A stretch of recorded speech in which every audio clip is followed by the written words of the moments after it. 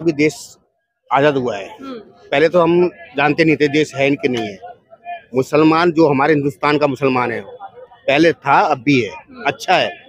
पर अब ऐसा कर दिया हिंदू मुसलमान में एक दूसरे को देख नहीं सकते हम।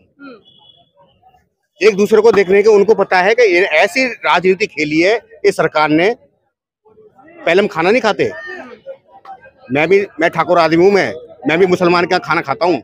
दुनिया वाले लगे हुए हैं कि इसमें कैसे नफरत फैलाई जाए, कैसे घृणा फैलाई जाए एक दूसरे में। इसका फायदा क्या हो रहा है?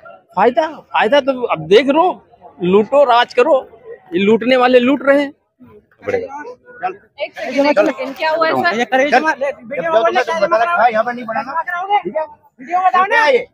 एक्सक्यूज जब तुम्हें बता रखा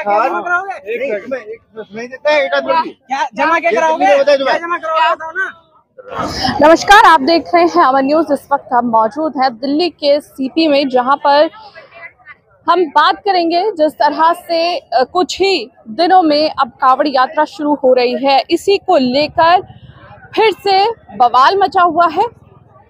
दिल्ली से लेकर हरिद्वार तक जिस तरह से कांवड़ यात्रियों के लिए हर भोजनालय पर नेम प्लेट लगाने की बात कही जा रही थी, तो फिर एक और चीज सामने निकल कर आई है। जी महाराज जो है स्वामी यशवीर ने, उन्होंने एक और अपील यहाँ पर श्रद्धालुओं से कर दी है, कांवड़ यात्रियों से कर दी है। उनका कहना है कि जो भी कांवड़ मुस्लिम समुदाय के लोगों की तरफ से बनाई जा रही है उसका बॉयकॉट कर देना चाहिए।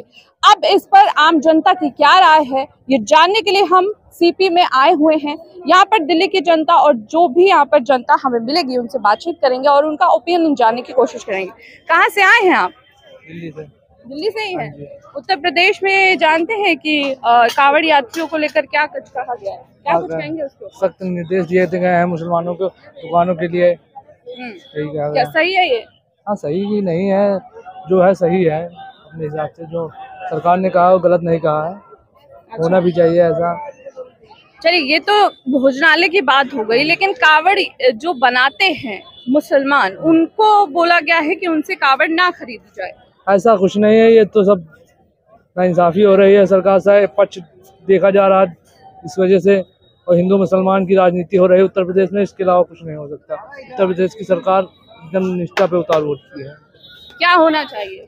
क्या होना चाहिए? चेंजिंग होनी चाहिए उत्तर प्रदेश में। 2027 में बदलाव होगा और क्या होगा? बदलाव, सीएम बदलने की बात कर रहे हैं? हाँ जी सर, सीएम ही बदला जाएगा 2027 में। आप इनकी बात से सहमत हैं? सीएम बदल जाना चाहिए। चलिए और कुछ लोगों से बातचीत करते हैं। आप कहाँ से आए हैं? दिल्ली से। क्या नाम हुआ आपका? नाम नंबर प्लेट पूछ तो रहे हैं। हाँ, आप बताइए। अरे मैडम, ये देश में यही तो नफरत फैलाई जा रही है। एक नंबर प्लेट पकड़ा दिया गया है, इसको पूरे भारत में लेके घूमो, बस। काम इनके पास कुछ नहीं है। लोग अपनी महंगाई की बात पूछते हैं, वही वो अपनी बेरोजगारी की बात पूछते हैं। किसान अपनी दोगुनी आय की बात पूछता है।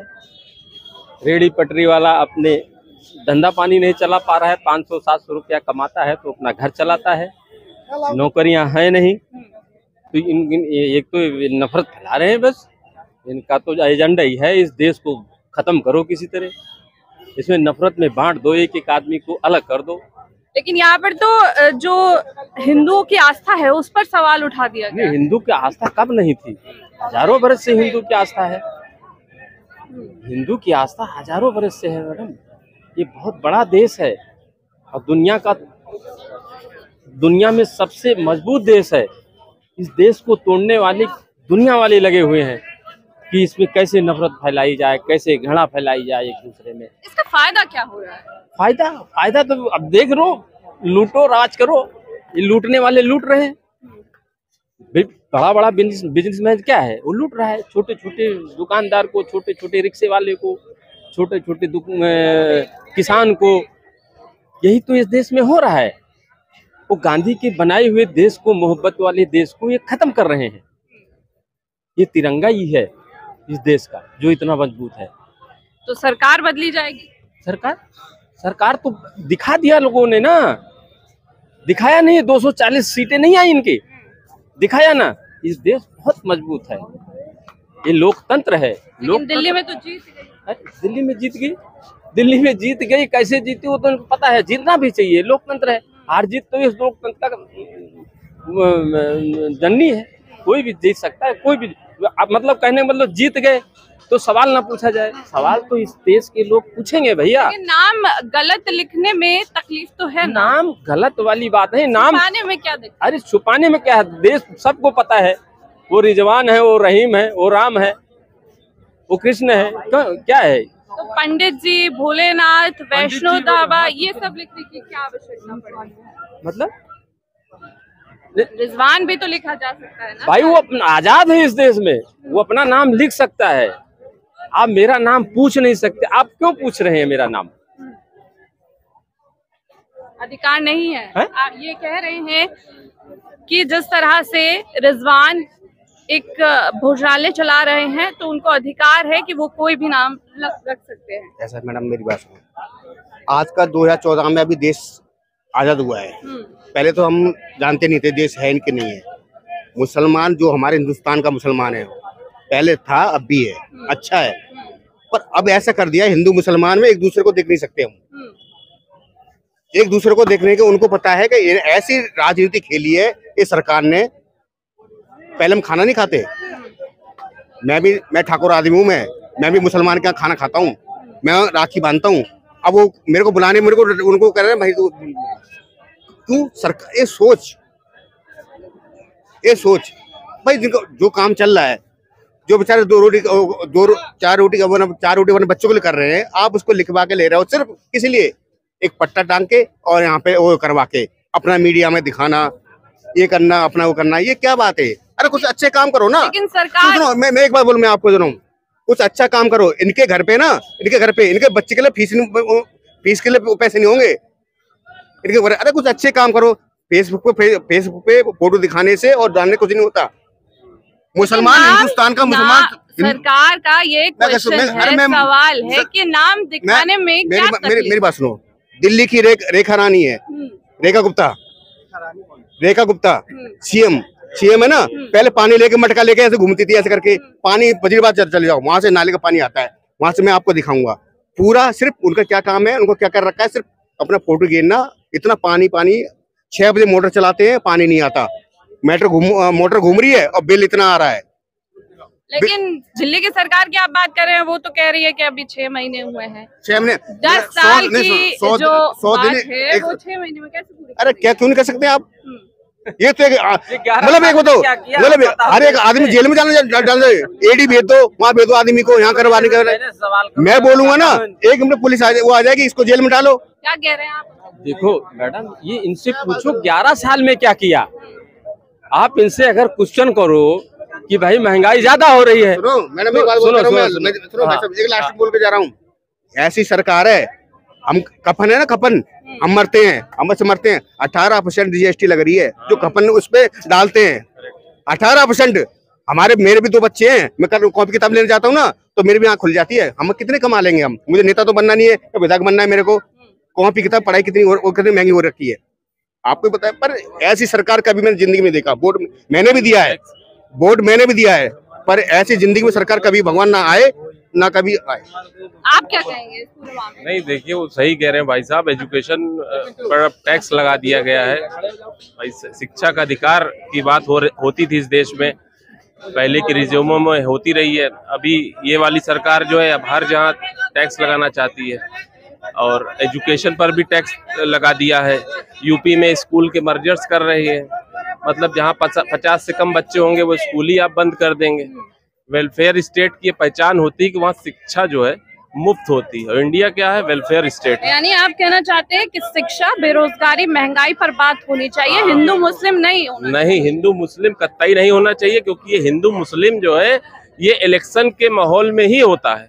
पहले भाई आप इलेक्शन जीत गए तो 4-4.5 साल कुछ नहीं होगा, फिर 4.5 साल बाद कहीं धीरेन्द्र शास्त्री, कहीं कोई उस तरह से आके मतलब समाज में वैमनस्यता फैलाएंगे, हिंदू मुस्लिम ध्रुवीकरण करेंगे।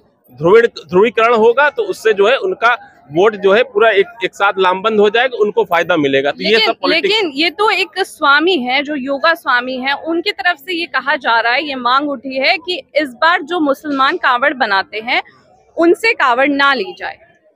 कावड़ न ली जाए, मतलब कावड़ क्यों न ली जाए? कावड़ तो वो लेके जाएंगे, उनका अधिकार है, वो रिलीजियस उनका ये है। और एक चीज और भी है, कावड़ बना रहे हैं जो कावड़, वो उनसे ना खरीदे, किसी और से खरीदे। जो हिंदू बना रहे हैं उनसे खरीदे। एक मिनट, इस पर मैं ऐड करना चाहूंगा। देखिए, ये कावड़ जो आप कह रही है ना, ये एक कारीगरी का काम है। अगर कारीगर मुसलमान, कारीगरी क्षेत्र में मुसलमान बहुत अग्रणी है, इसको आप माने कि नहीं माने?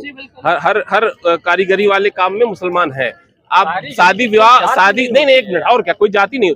शादी विवाह में जो फूल मालाएं लगाई जाती हैं, जो हमारे दशहरा होता फूल मालाएं लगाई जाती हैं, जो मंडप सजाया जाता है, कौन करता है? मुस्लिम करते हैं, क्योंकि उन्हीं कारीगरी, उन लोगों ने उसको अपना पेशा बना रखा है। उनको शर्म नहीं है, वो करते हैं, तो उनको करते हैं, हम करवाते हैं, तो हमने करवाया भी है। यशवीर जी का कहना है कि वो खाने में थूक देते हैं, इस तरह की चीजें होती हैं, तो फिर धर्म भ्रष्ट होता है। देखिए, ये जो आप कह रही खाने में थूकने, मैं नहीं कह रही हूँ, हाँ, यशवीर स्वामी जी कह रहे हैं।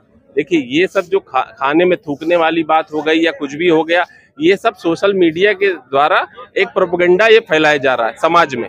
ठीक है, प्रोपेगेंडा फैलाया इसलिए जा रहा है कि जैसे हिंदू जो है कंसोलिडेट हो जाए और जो है लामबंद होकर उनको वोट कर दे, जो ये होने वाला नहीं। अगर हिंदू समझदार है, जो पढ़ा लिखा हिंदू है, जो समझदार है, वो समझ रहा है कि इस सब चीजों को इलेक्शन ईयर में जो है इन सब चीजों को समाज में, मतलब इसको लाइमलाइट में लाया जाता है मीडिया के थ्रू, और फिर उससे जो है पॉलिटिकल बेनिफिट लेने के लिए जो है सारी पार्टियां लगी। आप क्या कहना चाहेंगे इस पूरे मामले में? आप सुन रहे हैं किस तरह से पूरा मामला आप देख रहे हैं? नहीं, वैसे जो राष्ट्रीय चरित्र हिंदुस्तान का है ना, वो हिंदुत्व के साथ में आगे बढ़ेगा, हिंदुत्व के साथ ही रहेगा।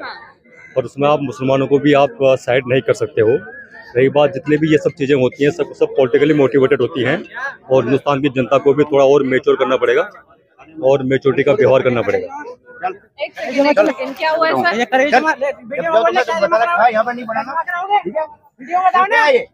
एक्सक्यूज मी, तुम्हें बता रखा जमा क्या कराओगे?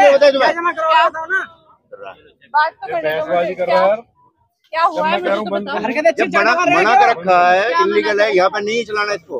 आप लाके गए हैं नेशनल मीडिया, परमिशन लेकर आइए डीसीपी से जाके, ठीक है? यहाँ पर कौन परमिशन लेकर आइए डीसीपी से जाके, यहाँ पर ठीक है ना मैडम? परमिशन होती है यहाँ पे सर, कब से हो गई मैडम? आप जाकर देखिए वहाँ पे। पब्लिक बाइट ले रही हूँ, कोई अपना शो नहीं चला मैडम, रही यहाँ पे हूँ। मना है, यहाँ पे नहीं कर सकते आप, ठीक है ना? आपके कौन सी कहाँ है आपका ऑर्डर? ठीक है ना? आप पब्लिक सुनो, ना आवाज आप बताए। बोलिए मैडम, कोई दिक्कत नहीं है, और यहाँ पे मना है, क्लियर बात ये है, ठीक है ना? आपको यहाँ करना है, तो देखिए, जिस तरह से हम सीपी में मौजूद हैं और यहाँ पर अमन न्यूज अपना कार्य कर रहा था, जिस बीच पब्लिक ओपिनियन लिया जा रहा था, उसी बीच यहाँ पर पुलिस की गुंडागर्दी देखने को मिली है। पुलिस ने अमन न्यूज का कैमरा आकर बंद करवाया, जबरन यहाँ पर कैमरा बंद करने के लिए बोला गया और कहा कि यहाँ पर परमिशन नहीं है, जाकर डीसीपी से परमिशन लेकर आइए, तब यहाँ पर एंकर आप रिपोर्टिंग कर सकते हैं। मैं अपनी कैमरा कर रही हूँ, मैं कोई पब्लिक बाइट नहीं कर रही, मुझे इसको एंड करना है। तो देखिए, फिर से हमें रोका जा रहा है। यहाँ पर जो पुलिस कार्यकर्मी है, वो जबरदस्ती हमें यहाँ से जाने के लिए बोला जा रहा है, जबकि हम अपना काम कर रहे थे। लेकिन अंदर जिस तरह से पब्लिक बाइट हम लेने की कोशिश कर रहे थे, उसी बीच यहाँ पर पुलिस वालों ने आकर हमें रोका है। फिलहाल पुलिस की गुंडागर्दी आपने देखी है, लेकिन हम अपनी खबरों के माध्यम से अब पब्लिक ओपिनियन आप तक पहुँचाते रहेंगे और क्या पूरा जिस तरह से माहौल चल रहा है उसकी भी तस्वीरें आपको दिखाते रहेंगे। कैमरा पर्सन जीशान के साथ मैं पल्लवी शर्मा, अमन न्यूज़, दिल्ली।